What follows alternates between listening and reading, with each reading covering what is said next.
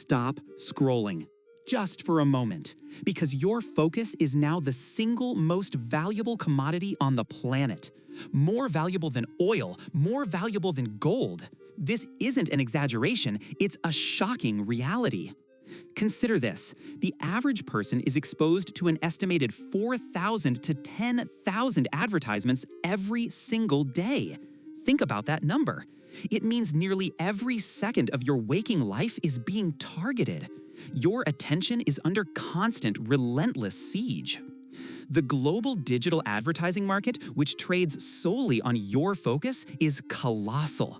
It's projected to exceed a staggering $1 trillion by the year 2030. You are the product. Your mind is literally for sale, and everyone wants a piece of your attention.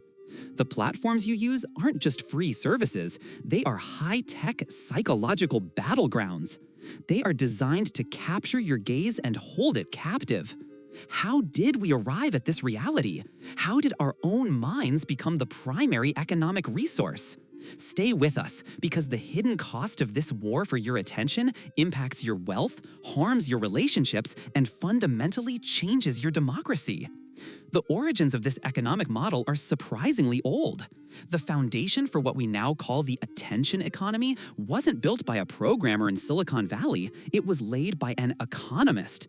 His name was Herbert Simon, a Nobel laureate. In the 1970s, he defined the core problem with a profound statement. A wealth of information creates a poverty of attention. Think about that for a moment. It means that as content increases, your capacity to process it diminishes. Attention then becomes the bottleneck. It becomes the truly scarce resource. For decades, this idea remained largely theoretical, applying mostly to traditional media like newspapers and television. Media companies competed for you to watch their show, and the competition was relatively simple. But the real seismic shift happened when the digital age arrived. The internet allowed content to become virtually infinite. Contrast this new reality with the old world of 3 television channels. While the content supply exploded, your brain stayed the same size. You still only have 24 hours in your day. This is precisely where the scarcity of your attention became an economic goldmine. Did you ever stop to ask yourself why these multi-billion-dollar apps are free? The modern mechanism behind this is brutal. Today, the attention economy operates through a relentless feedback loop driven by sophisticated artificial intelligence. And this is where it gets truly interesting. Tech platforms monetize this economy by doing one thing. They design environments that hook you. Their goal isn't just engagement. Their true goal is addiction. These companies don't sell a product to you. They sell your time to advertisers. A massive, complex algorithm runs constantly in the background, meticulously learning your fears, your desires, and your weaknesses. It strategically monetizes your focus through online advertising. Every click you make is data. Every pause is a metric. Your browsing history forms a precise economic profile, and this profile is sold to the highest bidder. They know exactly which ad will trigger an emotional response in you. This model strongly incentivizes them to maximize your time on the platform. They don't care if the content is useful, they only care if you keep looking at the screen. Consider the simple, almost unconscious act of refreshing a feed. That little pull-down gesture is no accident. It's a calculated design choice. It mimics a slot machine. You get an unpredictable reward, and this is called variable ratio reinforcement, the most addictive schedule of rewards known to psychology. While you are looking for connection, the system is fundamentally designed for extraction.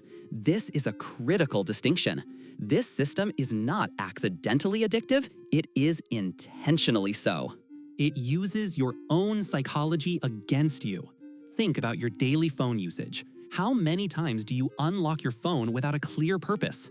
That, right there, is the conditioning at work. Wait until you hear how top experts view the ethical cost of this practice and how the entire system views human attention as nothing more than a scarce commodity. Expert opinions on this model are severe. Many academics and former tech insiders call it fundamentally unethical. They argue that addicting users to social media is simply impermissible. This business model unjustifiably harms you in a way that is both demeaning and exploitative. It treats your cognitive function as a disposable resource, viewing your mental health as a simple externality, a mere cost of doing business. This brings us back to that initial shocking fact. You are consuming 10,000 ads per day.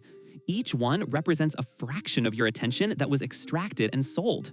Dr. Vikram R. Bhargava, an expert on the ethics of this economy, emphasizes the profound harm, suggesting that constant psychological manipulation is a moral wrong.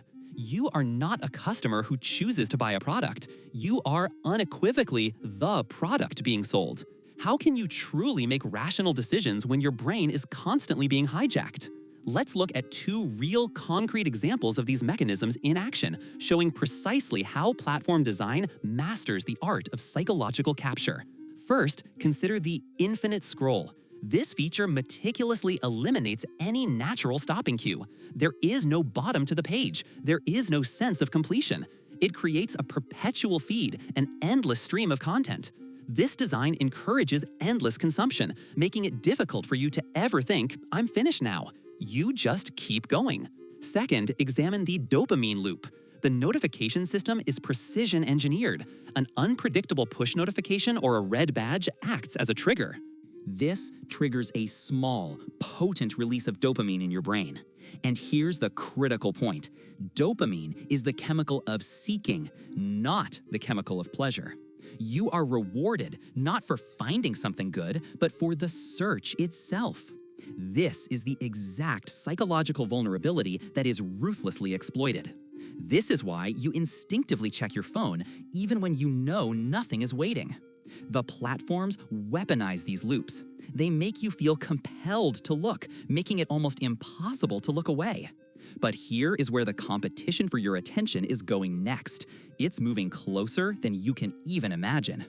We must predict the future. Imagine a world where the screen is gone, but the capture remains. The future of the attention economy is a world of direct cognitive access. The digital advertising market will indeed exceed that $1 trillion mark, and this immense financial incentive will only drive greater technological extremity. Algorithms will continue to get better at delivering misinformation. They will inhibit true innovation by creating market incentives for addictive rather than genuinely useful technology. But the real frontier, the terrifying next step, is the brain-computer interface, or BCI. Companies are investing billions into this technology. While it's currently positioned as a healthcare innovation, primarily helping people with disabilities, it is already poised to become an entertainment and neuromarketing tool. A BCI will allow technology to monitor your brain activity directly. It will track your attention not just by your scroll, but by your neural signals. This will create the ultimate closed loop. While today is a war for your eyes on a screen, tomorrow is a war for your very thoughts. BCIs will give companies access to the most valuable, most private part of you. Do you really want a $1 trillion industry knowing what you are thinking? The consequences of this future are immense. The BCI market is already projected to grow significantly by 2035. This technology offers a level of integration that is genuinely terrifying. The line between you and the device vanishes. The ability to advertise directly into your field of consciousness becomes chillingly real.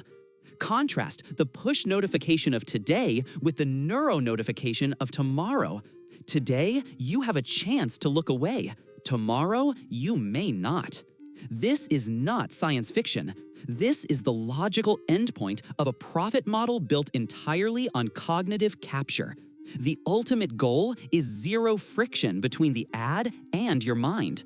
The attention economy, in its purest form, wants to buy your consciousness itself. This is the lesson you must internalize today. Your mind is the only asset that is truly and completely yours. You have now reached the end of this deep dive. The most powerful message is this: Your attention is not a resource for them to exploit. It is your most valuable personal currency. It is your agency. Protect it fiercely. You must be intentional about where you spend your focus. Do not let your focus become a cheap commodity for the billion-dollar giants. Remember the hook. Everyone wants a piece of your attention. Now, take it back. The first step is awareness. The second step is action. Put down the device. Reclaim your mind.